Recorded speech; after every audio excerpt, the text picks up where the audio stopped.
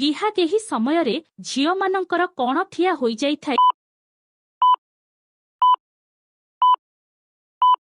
ଏହାର ଉତ୍ତର ରୁମ ଖିଆ ହୋଇଯାଇଥାଏ। କିପରି ଗେହିଲେ ବିଆରୁ ରକ୍ତ ବାହାରିଥାଏ? ଏହାର ଉତ୍ତର ଜୋର ସେ ଝଟକା ମାରି ଗେହିଲେ ବିଆରୁ ରକ୍ତ ବାହାରିଥାଏ। କେଉଁ ଝିଅମାନଙ୍କ ବିଆରେ ବାଳ ହୋଇ ନଥାଏ? ଏହାର ଉତ୍ତର ସୁନ୍ଦରୀ ଝିଅମାନଙ୍କ ବିଆରେ ବାଳ ଉଠି ନଥାଏ। ପତଳା ଅଣ୍ଟା ଥିବା ମହିଳାକୁ କିପରି ପେଲିବା ଦରକାର? ଏହାର ଉତ୍ତର ଆଗପଟୁ ପେଲିବା ଦରକାର। କେଉଁ ବୟସର ଝିଅମାନେ ଦୁଧ ସବୁବେଳେ ଟାଇଟ୍ ରହିଥାଏ?